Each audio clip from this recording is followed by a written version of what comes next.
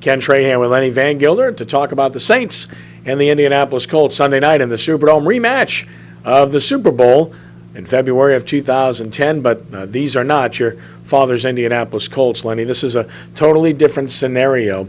The Colts are winless this year, and they've earned it. They're not a good team at all. Well, I think it just goes to show you that, without a doubt, over the last decade, Peyton Manning has been the most valuable player in the National Football League. And without him, they are a shell of what they were previously. He is a coach on the field, everything you want out there, and it kind of makes you appreciate what you have behind center wearing black and gold in number 9, Drew Brees, because if something would ever happen to Brees, it could be the same type of thing for the Saints that the Colts are dealing with. Joseph Adai's been banged up. Reggie Wayne has played well from John Ehret. For the Colts, who come in here and they just really haven't played well. They had one game in which they had a real shot to win and did not do so. Of course, the Saints are coming off of a loss, which probably makes them hungry this week, and they've had to deal with the loss of their coach, Sean Payton, who got back on Wednesday evening and participated on Thursday. Clearly he won't be on the sideline, Lenny, and we wonder what kind of impact that's going to have. Well, it will be interesting. It'll give him a different vantage point of the game, and he's the type of guy that can adjust well. Again, like we talked about on Monday, what happened on Sunday,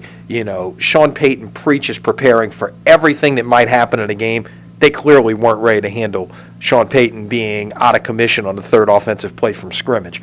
They're going to have time to prepare for this. He will be upstairs calling the plays down to Pete Carmichael, who will call them in to Drew Brees. I'm sure they're already working on everything to make sure that all goes smoothly. We've hashed out the defensive concerns. The running game was non-existent last week, and there's been some rumblings about Drew Brees and the interceptions starting to mount a little bit. 2 of them were not good throws last week. The other was an unfortunate throw.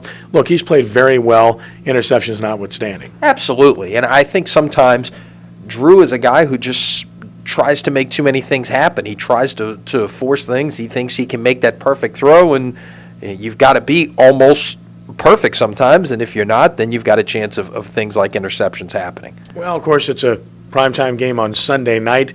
We'll have Vaughn Johnson and Coach Jim Mora appearing at the Saints Hall of Fame Museum, which is at Gate B on the Plaza level, starting 3.5 hours before game time, so come on by. It's free with a ticket, and you'll get a chance to meet Vaughn and meet Jim Mora. And bottom line with this game, I think the Saints rebound and they win at home. I think they'll win by like 13. I see it being a double-digit kind of game. The Saints have a chance to get back on a roll again. You've got 2 winless teams here the next 2 weeks, the Colts and the Rams. So a chance to get things going again, because 2 weeks after that, you've got Tampa Bay and Atlanta. That's going to be 2 huge games. Yep, in basketball terminology, these 2 games should be layups, whether they're at home or on the road. These are winless football teams in the NFL. These are games you have to win.